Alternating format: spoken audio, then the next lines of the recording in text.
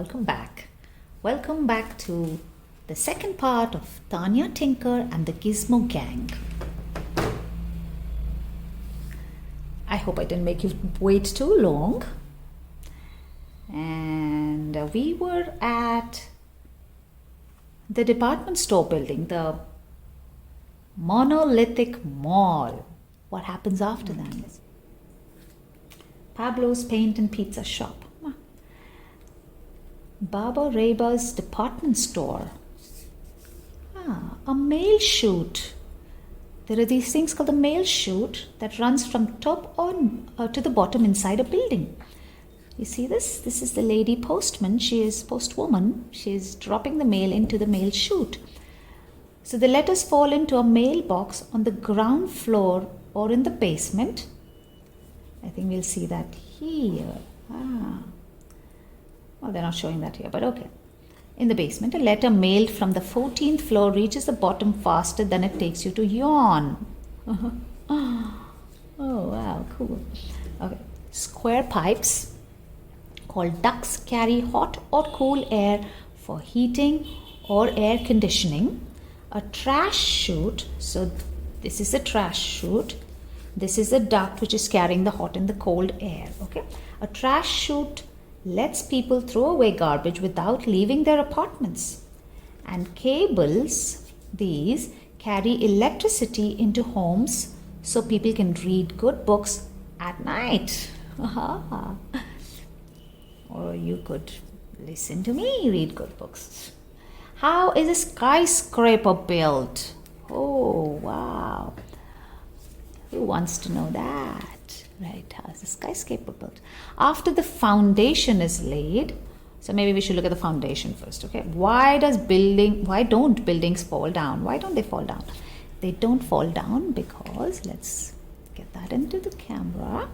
Okay, most buildings rest on sturdy underground bases called foundations that are made of concrete and steel. The foundation transfers the weight of the building to the ground beneath and around it.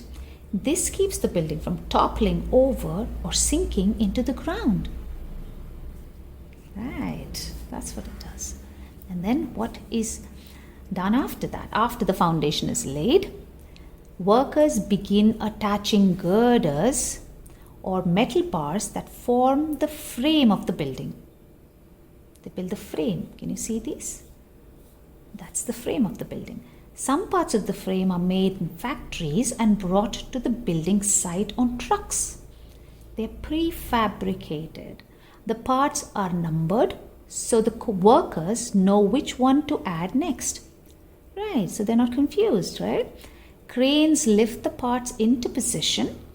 Iron workers attach them. Floors, walls, windows, electrical wires, water pipes, and air ducts are then connected to the frame. Finally, lights and plumbing fixtures are installed. All the building needs now is people to live or work inside it. Yeah, what makes a beautiful skyscraper? So what happened to our Gizmo gang? Did they finally get to wherever they were going? Let's find out. The trail of flour ended inside Pablo's paint and pizza shop. Paint and pizza, huh? Pardon me, I said. Did you just sell some paint to a lady who was carrying 13 sacks of flour and wearing a big purple hat with long yellow feathers? Who could forget her? Asked Pablo. One of the sacks was broken, so I put it in a new bag. Then she bought some red and gold paint and rushed out the door with her poodle. What's a poodle? That's a dog, yes. Now there are some things they found out even here. Our curious gang. Pencils. How is lead put in a pencil? Well, pencils do not contain lead. The part of the pencil that draws on a page is graphite, a sort of charcoal mixed with clay and dried in an oven. So first, to make the wooden parts of the pencil, Cedar is cut into thin strips or slats. A groove is cut in each slat like that. Can you see that? Yeah. Graphite is laid in the groove and a second slat is glued on top, sandwich style. So 2 slats, graphite in between, right? A machine cuts the glued slats into round or 6-sided pencils. Now you must know all about that. There's a pencil sharpener that she's using, producing all that dust here. Right, what else did they find out? How is a crayon made? First, natural or artificial colors are added to melted wax. The colored wax is then poured into molds. When the wax cools, it hardens and is taken out of the mold. Finally, a machine wraps paper around each crayon. The paper makes the crayon easier to hold in your hand. I'm sure you've all used the crayons. Mighty Mac ballpoint pens. How does a pen work? Inside the pen is a chamber filled with ink.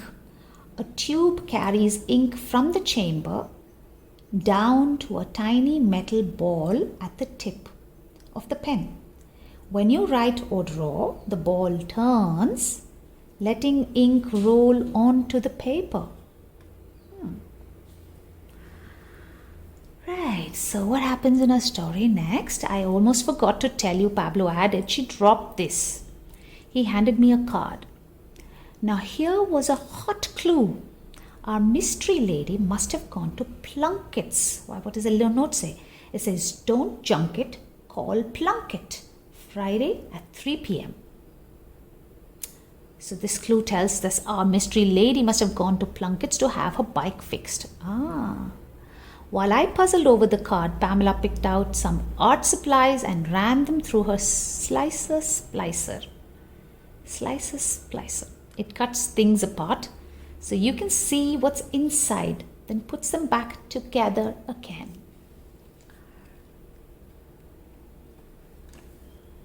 Let's move on. On our way to Plunkett's junk shop, we passed a playground. Before I knew it, Roger had activated the Gizmo cam and was asking everyone how the play equipment works. Something tells me Roger had a future in television. The Gizmo cam. That's what he's got there. What does that do? Why does a swing stop moving? Right. Why does it eventually stop moving? Because if it didn't, you would have to play all night. Yes, that's right. As the swing goes back and forth, a strong force known as gravity, the same one that pulls a tossed ball back to the earth, pulls on the swing and slows it down until it stops. Without gravity, people would float into the air and into space. How can 2 people balance on a seesaw? Yeah. Come on, open up. Yeah.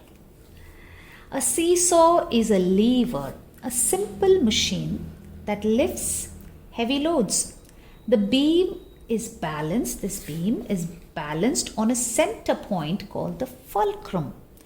When a heavy person sits close to the fulcrum, it allows the lighter person to lift him or her.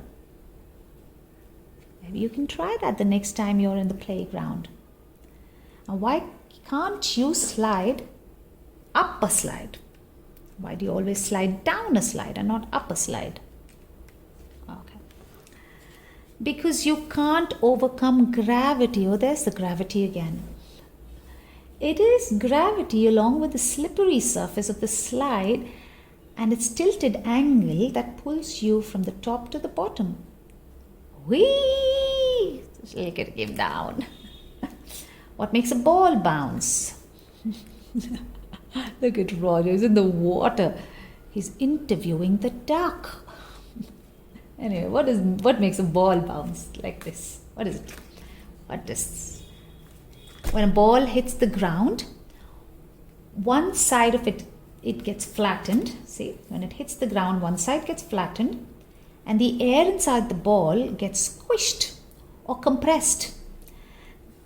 The air then expands, making the ball regain its round shape and bounce back.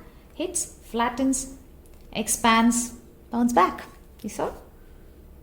You saw how that worked? Okay, then Paulina Plunkett was patching an inner tube when we walked into her junk shop. Excuse us, I said. Did you just fix a bike for a lady who was carrying 13 sacks of flour, wearing a big purple hat with long yellow feathers and holding red and gold paint and a poodle? Did I ever? Said Paulina. It was the strangest looking bicycle I've ever seen. It had gears instead of wheels. But if she couldn't ride the bike, said Roger, why did she need it?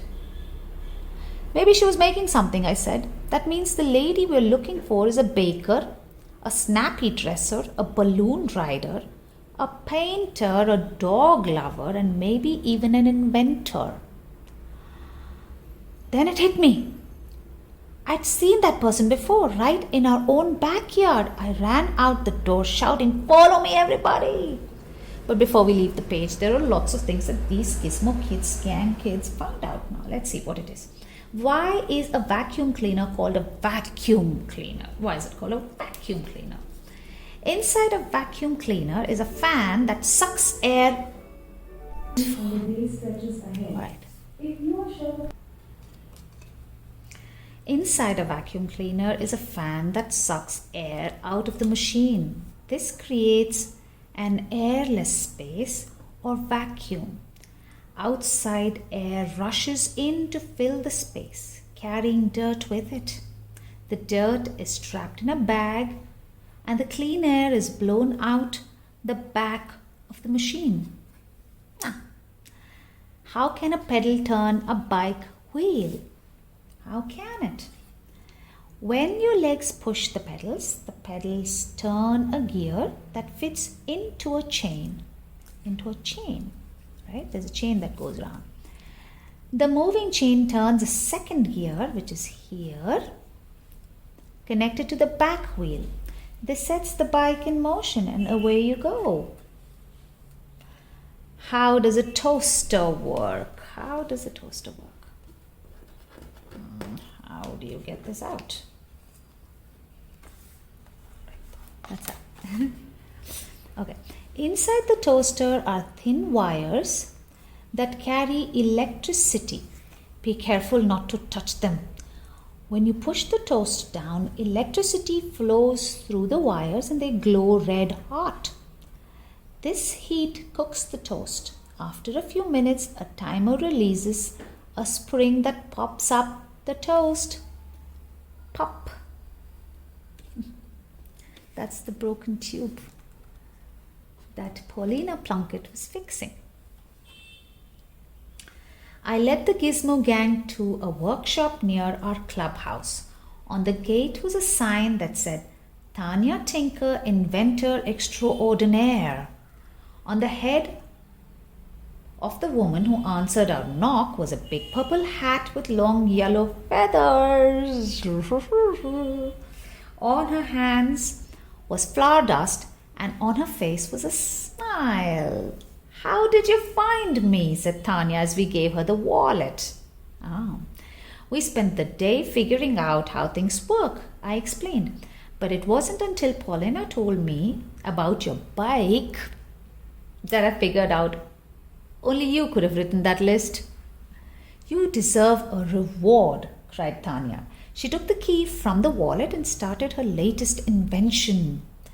Then she jumped on and began to pedal. Wheels squeaked and gears hummed and Tanya's pet poodle, Ratchet, barked along in rhythm. Finally, out floated 13 freshly baked cupcakes. Oh, look here. I get it, said Pamela.